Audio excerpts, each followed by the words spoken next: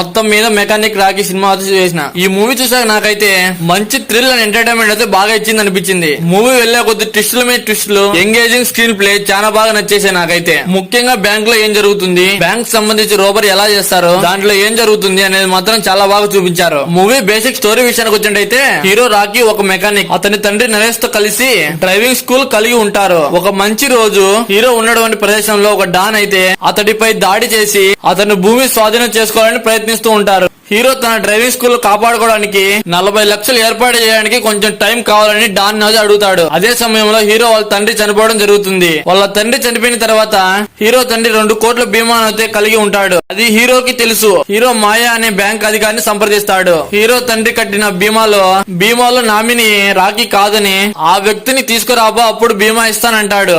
ఆ వ్యక్తి ఎవరు, బీమా పాలసీ వెనక ఏం జరుగుతుంది, ఈ క్రమంలో మీనాక్షి చౌదరి ఎలా కనిపిస్తుంది, చివరికి రాకీ వాళ్ళ తండ్రి కట్టిన బీమా రాకీకి వస్తుందా, ఇవన్నీ మనం సినిమా చూసి తెలుసుకోవాలి. మూవీ అయితే చాలా బాగుందని చెప్పుకోవాలి. నాకు తెలిసినంత వరకు ఫస్ట్ హాఫ్ లో కొంచెం ల్యాగ్ అనిపించినా మిగతా అయితే చాలా బాగుందని చెప్పుకోవాలి. ప్లస్ పాయింట్స్ మెయిన్ గా చెప్పుకోవాలంటే విశ్వక్ సేన్ తన యాక్టింగ్ గానీ కథని ఎంచుకోవడం గానీ చాలా బాగుందని చెప్పుకోవాలి. అతను మెకానిక్ రాకీలో అయితే చాలా బాగా నటించాడు. ఫస్ట్ హాఫ్ లో అక్కడక్కడ ల్యాగ్ అనిపించినప్పటికీ సెకండ్ హాఫ్ లో అయితే మూవ్ అందుకునింది. స్టోరీని చాలా బాగా ఎలివేట్ చేసినట్టు అనిపించింది. మూవీ చివరిలో అయితే థ్రిల్ అండ్ ఎంటర్టైన్మెంట్ అయితే చాలా బాగా నచ్చేసాయి నాకైతే. మీనాక్షి చౌదరి అయితే మంచి రోల్ పడిందని చెప్పుకోవాలి ఈ సినిమాలో. ఆమె యాక్టింగ్ గానీ ఫేస్ ఎక్స్ప్రెషన్ గానీ చాలా బాగున్నాయి నాకు తెలిసినంత వరకు. ఒక పక్కింటి అమ్మాయిలో ఆమె నటన చాలా బాగా నటించేసింది. శ్రద్ధ శ్రీనాథ్ తన నటనతో ఆశ్చర్యపరిచింది అందరినీ. ఆమె కూడా ఈ సినిమాలో మంచి రోల్ పడిందని చెప్పుకోవాలి. ఓవరాల్ గా మూవీ అయితే చాలా బాగుంది అనిపించింది నాకైతే. అంతేగాను మెయిన్ గా హీరో యాక్టింగ్ అలాగే ఎక్స్ప్రెషన్ చాలా బాగుందని చెప్పుకోవాలి. మెయిన్ అడ్వాంటేజ్ హీరోని అనిపించింది. ఇంకా బ్యాక్గ్రౌండ్ మ్యూజిక్ సాంగ్స్ అంటావా, బ్యాక్గ్రౌండ్ మ్యూజిక్ అయితే నాకు చాలా బాగా నచ్చేసింది. సాంగ్స్ కూడా పర్లేదు, ఓకే అనిపించేలా ఉన్నాయి. ఈ మూవీ నడిచిన సైడ్ యాక్ట్స్ వాళ్ళకి ఇచ్చిన వాళ్ళు పర్ఫెక్ట్ గా చేశారనిపించింది. మైనస్ పాయింట్స్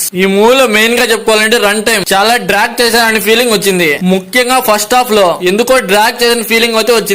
కొంచెం తగ్గించి ఉంటే బాగుండు అనిపించింది. మధ్యలో ఒక సాంగ్ వస్తుంది, ఆ సాంగ్ తీసేస్తుంటే బాగుండు అనిపించింది. ఈ మూవీలో కామెడీ కూడా అంత వర్కౌట్ అయిన ఫీలింగ్ అయితే నాకు అనిపించలా. Love story and flashback ని ఇంకా బాగా ఎలివేట్ చేసింటే బాగుండు అనిపించింది. ఎక్కడో ఏదో మిస్టేక్ చేశారు అనిపించింది.